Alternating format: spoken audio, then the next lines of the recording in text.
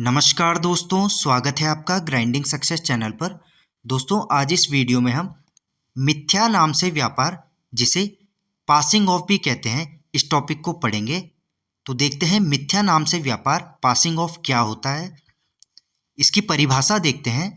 जब कोई व्यक्ति अपने सामान या सेवा को किसी दूसरे मशहूर ब्रांड, नाम, निशान या ट्रेडमार्क के रूप में दिखाकर बेचता है ताकि लोगों को धोखा देकर अनुचित फायदा उठाया जा सके, यही पासिंग ऑफ कहलाता है। तो देखिए दोस्तों, पासिंग ऑफ क्या है। मिथ्या नाम से व्यापार करना किसे कहते हैं?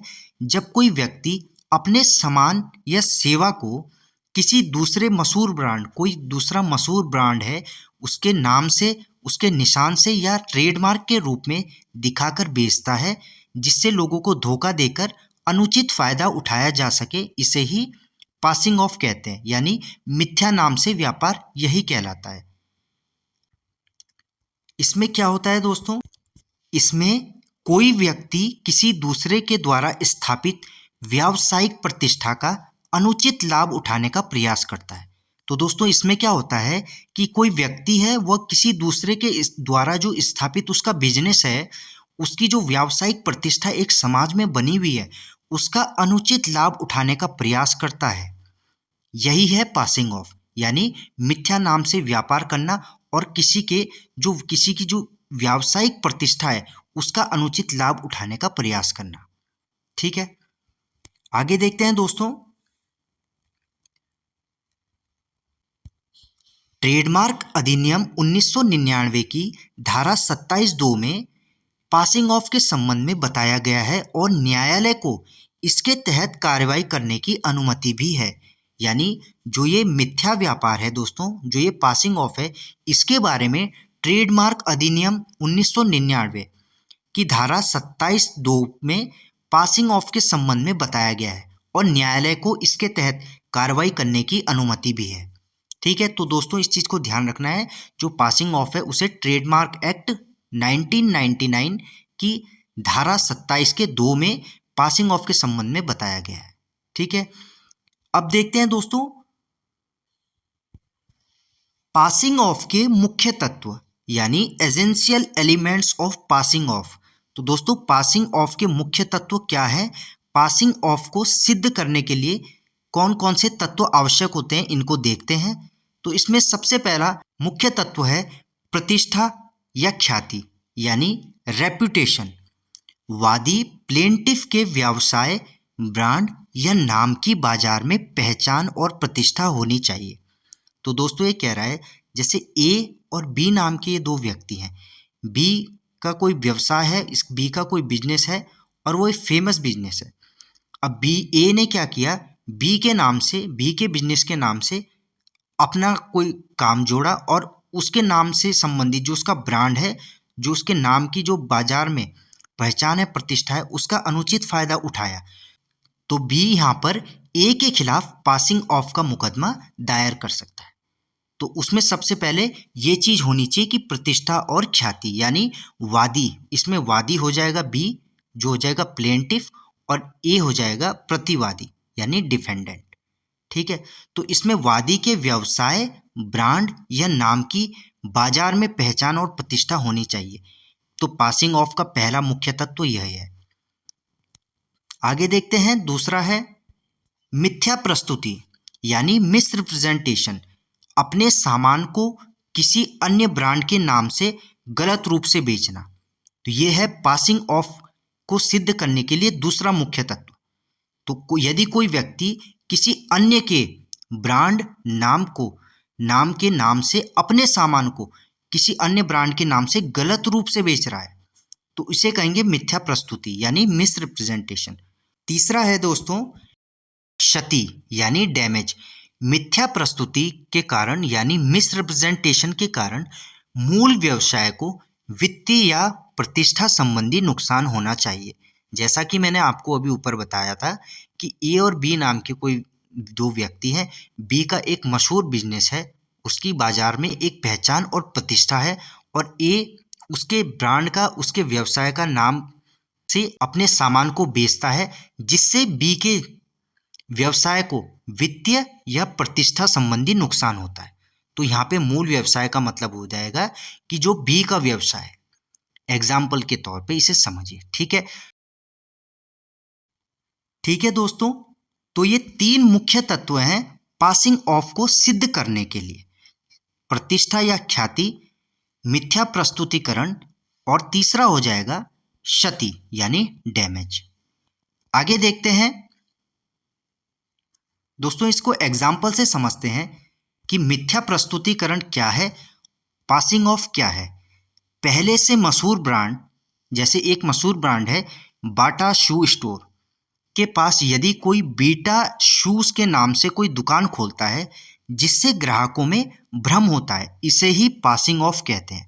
तो देखिए दोस्तों, जैसे एक फेमस शू ब्रांड है बाटा शू स्टोर के ही पास यदि कोई बीटा शू के नाम से दुकान खोल देता है जिससे ग्राहकों में भ्रम उत्पन्न हो जाता है, इसे ही कहेंगे पासिंग ऑफ, यानी कि मिथ्या नाम से व्यापार करना। एक एग्जाम्पल इसका ये हो गया। दूसरा एग्जाम्पल है दोस्तों, किसी मूल वेबसाइट के नाम पर कोई अन्य वेबसाइट का नाम जैसे www.flipkart.com रखना। अब देखिए दोस्तों, जो मूल वेबसाइट है, जो ओरिजिनल वेबसाइट है वो होगी फ्लिपकार्ट, ये हो गई फ्लिपकार्ट। परंतु यदि कोई अन्य इसी वेबसाइट के नाम से अब फ्लिपकार्ट, तो इसने लास्ट में ये RRR ऐड कर दिया, तो ये ही है पासिंग ऑफ, यानी मिथ्या नाम से व्यापार करना, इसे ही बोलते हैं पासिंग ऑफ। ठीक है, आगे देखते हैं। अब इसी में देखते हैं दोस्तों कि अमूर्त व्यक्तिक संपत्ति को प्रभावित करने वाली दुष्कृति, यानी कि taught affecting incorporeal personal property. अमूर्त व्यक्तिक का मतलब होता है, अमूर्त का मतलब होता है दोस्तों, अमूर्त का मतलब होता है इनटेंजिबल, जिसे छुआ ना जा सके। ठीक है, तो अमूर्त व्यक्तिक संपत्ति को प्रभावित करने वाली दुष्कृति यानी taught affecting incorporeal personal property. तो अमूर्त व्यक्तिक संपत्ति में कौन कौन सी चीजें आती हैं? इसमें आता है सबसे पहले कॉपीराइट, ट्रेडमार्क, पेटेंट राइट, ये तीनों अमूर्त व्यक्तिक संपत्ति है। ठीक है, अब इनके बारे में देख लेते हैं।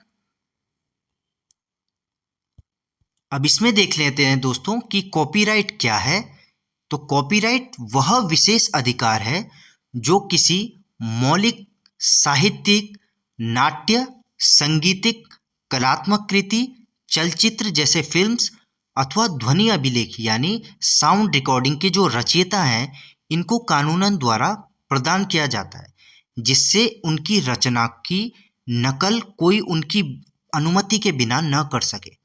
तो कॉपीराइट एक प्रकार का विशेष अधिकार है जो कानून द्वारा दिया जाता है, जो किसी मौलिक साहित्य के क्षेत्र में, नाट्य के क्षेत्र में, संगीत के क्षेत्र में, जैसे कोई ट्यून हो गई, कलात्मक कृति जैसे कोई फोटोज हो गई, कोई आर्ट हो गई, चलचित्र, फिल्म्स, ध्वनि अभिलेख जैसे साउंड रिकॉर्डिंग, तो इनके जो रचयिता है इनको कानून द्वारा प्रदान किया जाता है एक विशेष अधिकार, जिससे जो है इनकी रचना जो है इसकी नकल कोई कर न सके इनकी अनुमति के बिना।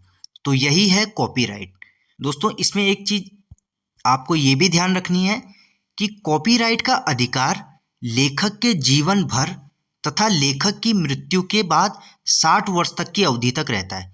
ये एक इम्पॉर्टेंट पॉइंट है दोस्तों, इसे भी आप ध्यान रखिए। जो कॉपीराइट का अधिकार होता है वो लेखक के जीवन भर तो रहता ही है, परंतु लेखक की मृत्यु के बाद 60 वर्ष की अवधि तक रहता है। जैसे मानो दोस्तों ये 2025 चल रहा है और 2025 खत्म ही होने वाला है।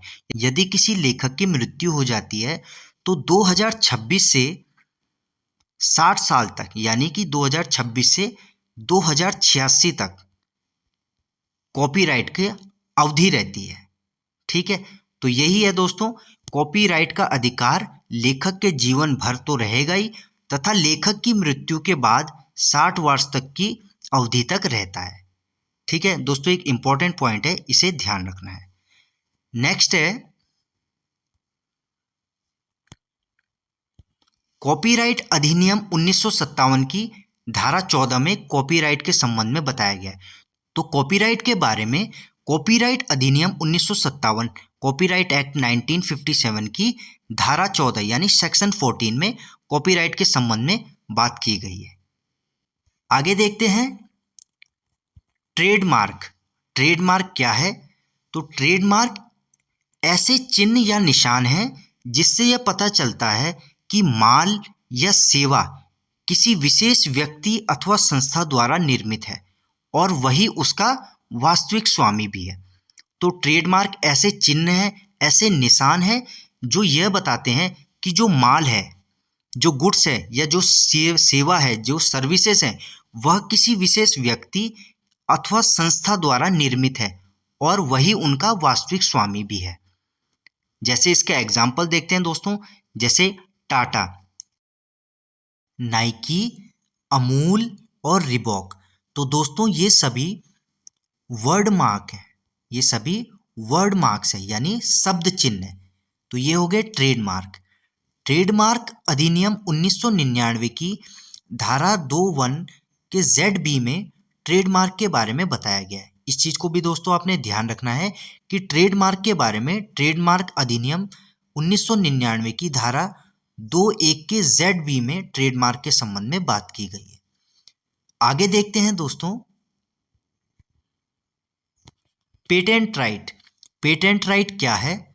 तो पेटेंट राइट एक विशिष्ट विधिक अधिकार है जो राज्य द्वारा उस व्यक्ति को प्राप्त होता है जो सर्वप्रथम किसी नए उत्पादन की खोज करता है या आविष्कार करता है।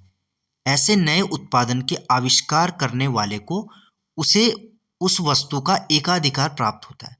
तो ऐसे नए उत्पादन के आविष्कार करने वाले को उस वस्तु का एकाधिकार प्राप्त होता है। तो पेटेंट राइट जो है दोस्तों एक विशिष्ट विधिक अधिकार है, एक कानूनी अधिकार है जो राज्य द्वारा उस व्यक्ति को प्राप्त होता है जो सर्वप्रथम यानी जो सबसे पहले किसी नए उत्पाद की खोज करता हो या आविष्कार करता है और ऐसे नए उत्पादन के आविष्कार करने वाले को उस वस्तु का एकाधिकार प्राप्त हो जाता है। इसमें यह आवश्यक है कि पेटेंट के लिए आविष्कार या उत्पादन नया होना चाहिए। तो दोस्तों पेटेंट के लिए जो आविष्कार है या जो उत्पादन है वो नया होना चाहिए।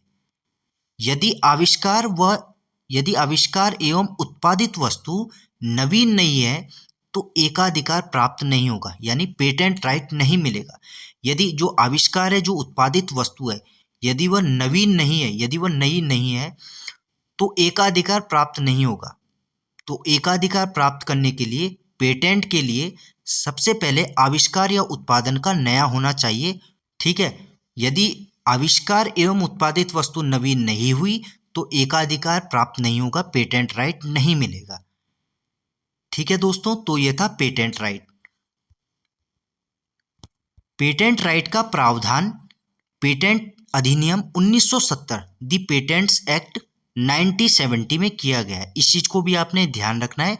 तो पेटेंट राइट के बारे में patent act 1970 the patents act 1970 में किया गया है। ठीक है दोस्तों, तो दोस्तों ये था पासिंग ऑफ यानी मिथ्या नाम से व्यापार। मिलते हैं दोस्तों आपसे ऐसी एक और वीडियो में एक नए टॉपिक के साथ। धन्यवाद।